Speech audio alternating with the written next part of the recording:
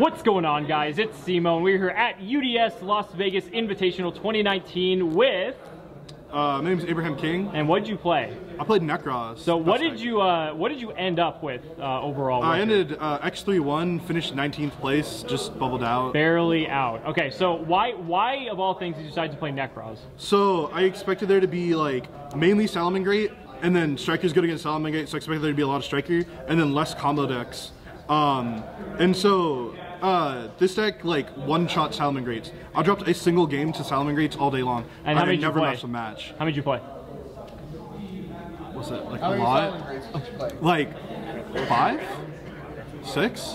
And how many Striker did you play? 2 Striker. Okay. Okay. It was like 2 Striker and then 2 Thunder, and then I played Sam's. Oh no, that was Jesse Cotton's zombie deck, and then Draco. Oh, you played. Oh, okay. Yeah, and then the rest of it was Salamangreat. All right. Well, What did you lose to? I lost to the zombie deck, a Thunder deck, Danger Thunder, and the Striker. Did I already say Striker? Yeah, it was Striker. All right, cool. Striker zombie. Let's go and see what you got. All right, so 3 Necros of Valkyrus. This card lets you tribute up to 2 cards to draw 2 cards while it's on the field, from the hand or field. So this is like what lets you dig through your deck for cards. And in your hand, it's a Battle Fader. Discard it, banish the Necros card from the graveyard to negate an attack and end the battle phase. So good. Yeah, I like didn't lose a single game in time. Big boy thanks to this card. Then 3 Necros of Brio, back to 3. This card searches any card in your deck. It searches a monster, and there's a monster that searches a spell, so it pretty much searches any Necros card in your deck. And then on the field, you can target up to 2 monsters that were special summoned from the extra deck, and then spin them back. Nobody knew that. Even like players that knew what Necros did, because you never summon this card. Well, it's crazy too because like you need to play this deck like and not have to play Necros mirrors, so you don't have to like clear your board. Yeah. And that must be so weird, Oh, especially if you played this deck a lot. Yeah. Yeah. It's such a weird thought to like just leave monsters on the field. Right. Exactly. Then 2 Trishula. Like this is a card everybody knows about. You know, when you summon it, it's Trishula, banish card from the hand, field, and graveyard. In the hand, it negates an effect that targets a Necros monster, so it's really good in the Striker matchups. And then like any other time, because like Impermanence is like played in every single deck, and then Effect Veiler is really popular too. So you just like search a Trish and then summon a Trish with a Trish in the hand and you just protect it. Then you got Colossus. This searches ritual spells by discarding it, and then or spell and trap cards because there's Necros trap cards obviously. And then on the field, you can target a monster that's summoned from the extra deck, negate its effects, and make its attack defense 0. So I killed a lot of I killed a Colossus with this card. That was pretty much its main purpose. Necros of Gungnir really underperformed today, but in the hand you discard it and target a Necros monster, and it can't be destroyed by battle by card effect. And so the idea behind that was I could summon the big boy, the best card, into like Salamangreat Rage, and then I could just protect it if they try to rage it away. And on the field, you can discard a card from your hand to pop discard a Necros card from hand to pop a card on the field during either player's turn. So then this is the reason that like all Salamangreat players like lose.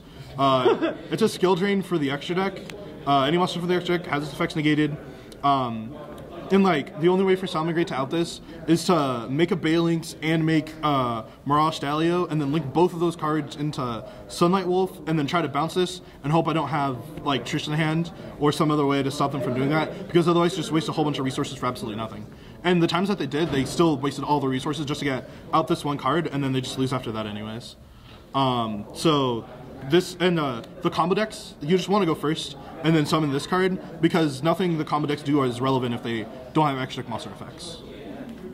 And then those are all the Necros rituals, and then I play Dance Princess and Shurit. So this counts as the whole tribute for the summon of a Necros monster, and it searches a warrior. Brio's a warrior, so pretty much it searches any card in your deck. And then this is less common, so while it's on the field, you can't activate cards in response to the activation of Necros ritual spell cards, and if it's tributed, you can add a... Oh, and you can't target Necros ritual monster with card effects. So you one-shot Striker with it.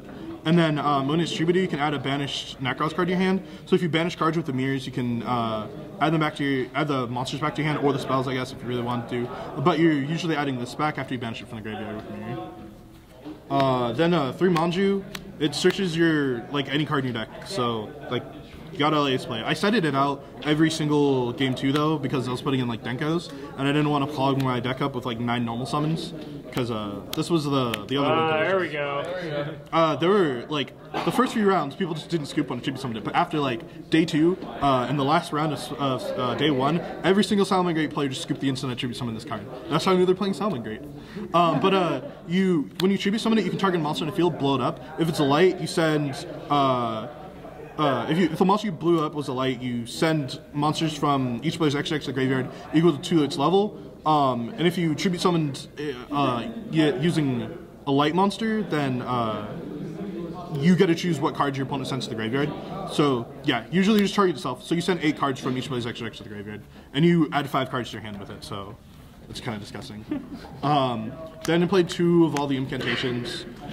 People last minute did try to convince me not to play these. I don't know why. But like, you reveal either a monster or ritual spell depending on which one it is, and then you summon it and another one from the deck. And the other ones, and the ones that are summoned from the deck search. Well, like these ones search. This one searches monsters. This one searches ritual spells. And these ones add to the grave monsters and ritual spells. So you gotta like your early game is like use these to like search all your cards out, and then use these to add them all back to your hands. And then the King Incantation. Yeah. You only play 1 because it's never gonna go to the graveyard. So, and if it ever does, you can just add it back to your hand with this card. But you reveal it, discard any incantation. Discard any card from your hand, summon any incantation for the deck. So this does everything. It adds from grave and it adds from deck. So definitely the best card, but you still only need 1 copy of it. Then spells, I didn't play any hand traps. You don't need to play them. 2 Mirror, 2 Kaleidoscope, 2 Cycle. So they're all like regular ritual spells, but they have a gimmick. Like this one can ritual summon monsters from the graveyard. This one banishes the requirements from the graveyard that are Necros cards. And then this one sends 1 monster from the extra deck to the graveyard to summon any number of Necros ritual monsters. So I can send like Quasar. I can summon like a level 4 and a level 8 because Quasar's a 12. They also all, while they're in the graveyard and I control the monsters, I can manage them and another Necros Ritual card to search my deck for a Necros Ritual spell card. So, like, if my opponent ever got over my field, I almost always gonna have this in my hand. So I just like search like one of these, and then use this to grab the level 6, to grab the Brio, to grab the Shuret, and then Ritual Summon anything I want from the graveyard, or from wherever. Then 3 Pot of Extravagance. Yeah, always drawing 2. It kind of conflicts with, like, you can't draw after you use it, so you can't use Valk after you use it, and, like, you banish 6 cards from your extra deck, so you're not always going to resolve Zaborg the way you want it to, but it's still so worth it. You don't, like, need the cards there, and the important part of Zaborg is hitting your opponent's extra deck anyways. 3, this should never have come back under any circumstance. Search your deck for a level 7 or lower ritual monster, which is Chalice-Line, and then add a ritual spell from your graveyard to your hand, too, because this deck is just, like, pure pluses. It's ridiculous. And then Rhoda, because Shuret's a warrior and Colossus is a warrior, so search a ritual spell or search the thing that summons anything. Then for the last is the spicy May that nobody else is playing yet, is 3 Renewal of the World. Oh, there we go. So this, it's kind of complicated to read, but basically you activate it, and on activation you banish any ritual monster from your deck. Then you can either send this to the graveyard to add it to the hand, or send it to the graveyard, then tribute a monster from your hand or field, or shuffle from your graveyard into the deck a ritual monster whose level is equal to or less than blah blah blah, and then ritual summon that card.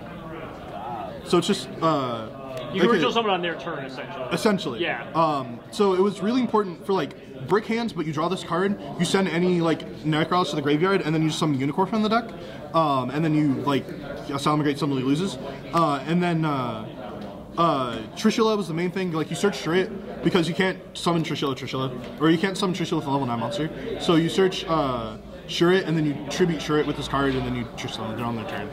Spicy, I like that. Yeah. So that's the main deck, and then we gotta have those League of Legends tokens, and then our Raise Bay tokens from when those were the days. But now blue is Bay. So we got our Kaleidoscope targets. These are always count as 12. That's it. I don't know. People always ask me why. But then Brio, because you can summon Brio with a level 6. So you just summon this to spin 2 cards back to the extra deck. It was really important for Thunder Dragon matchups. Like the only game I won against the Thunder Dragons when I went second was I opened Kaleidoscope and Brio, so I just summoned it, and then they had like 2 Colossus and like a negate. Yeah. So it was a Hari Dragon Machine Abyss. So I just summoned Denko. I summoned Dance Princess and then Brio, and that was it. Then the Zaborg targets, the Heralds, Omega, other entity Ents, and then Toads. So this is how you're adding 5 cards to your hand. These add waters, and all the Necros cards are waters. And then this searches 3 cards from your deck to your hand. So that's kind of good.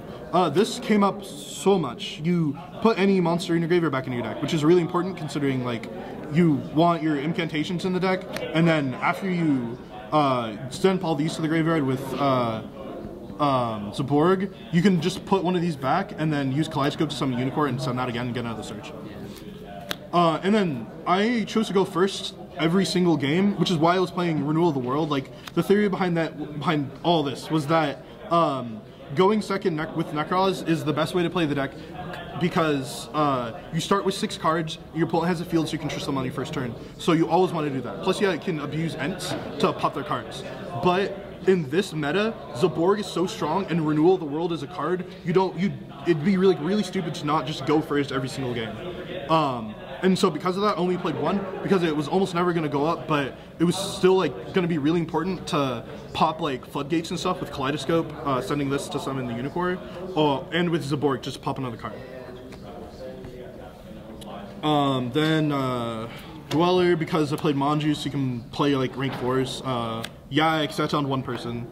Yeah, I beat 3 people with this card. Oh, jeez. There was actually a theory behind this one too. It was somebody was like, a friend of mine was like, you're like, nobody's gonna know what your cards do. They're gonna have to like read them, and you're gonna go into time all the time. And I was like, you're right. So I put this card in, and that's what happened. Either like Salamangreat would like try to like grind through not having any extra deck cards, and then like game 1 would still take like 10 minutes, and then like if we went to game 3, I just like put this on the field in time, and then they lose. And then the very last spicy Mei was this.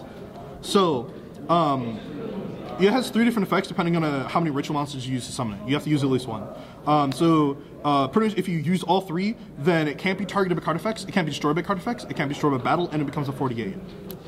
So like Striker, you summon this and then they lose because they can't out it except for Borload, but you can just Valk that.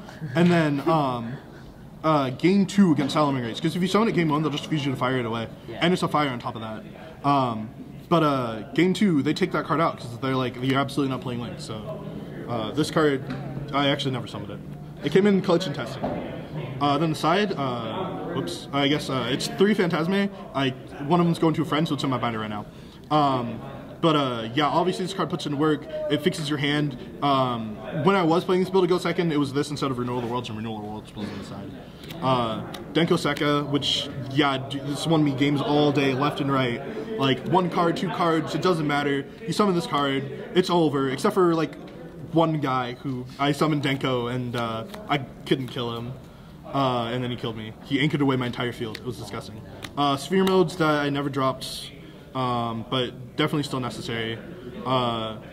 This was pretty like, obviously, like, I don't need to explain anything about it, but it, like, it never came up. I drew it like a couple times, and it was always better to do something else, or like it didn't actually like help me extend or take away their cards. So or you killed them. Or I just killed them anyways, yeah. So like this is probably gonna come out for like Twin Twisters or some other form of back row destruction, because I just wish I had more of that. And then Secret Village of Spellcasters, which I put in over the Majesty's Fiends. So the idea between like the Ben 10 Christia or Ben 10 Vanity's Majesty's Fiends, or Vanity's Ruler, sorry, is that you go first against combo decks, and then you tribute some of that, and then they lose. But it's not as great against other decks because they can like they'll probably be able to find some way to like grind through it, and then get to a card they can use to stop it. But like, if you're going first against combo decks, you can just summon Unicorn and add Gungnir into your hand, and that's the same thing. The only combo deck that can get over Unicorn anyways without attacking it is Thunder Dragon, because they can search Levianeer or draw Levianeer. But then again, Gungnir can just protect it from that, and then at that point they're just dead next turn. So Striker was like actually a really difficult matchup for this deck, and you just summon this in Unicorn, and they can't use extra deck monsters and they can't use spells, so that like that's literally their entire deck. They're just out. Yeah. Well, I mean, now we can see why you did so well. It's awesome. Any final shout-outs real quick? Yeah, so Aaron Hills, the Yu-Gi-Oh! Outlet, thank you so much. Everybody who lent me cards, I legitimately didn't use any of them. I was like impermanences, bells, evenly, stuff like that. I didn't play any of them. But thank you very much. Kevin Tran, he went X4 today, but like he's gonna win the next event for sure. And Team K Tran man all the way. And Tristan Bridges also. Helped me recognize a lot of theories and a lot of issues that I was having with my gameplay, like as a whole, regardless of what deck I was playing with. Like I can't thank that guy enough. Awesome. All right, man. Well, thank you so much for letting us see this. It was really cool. Congrats again. Thanks.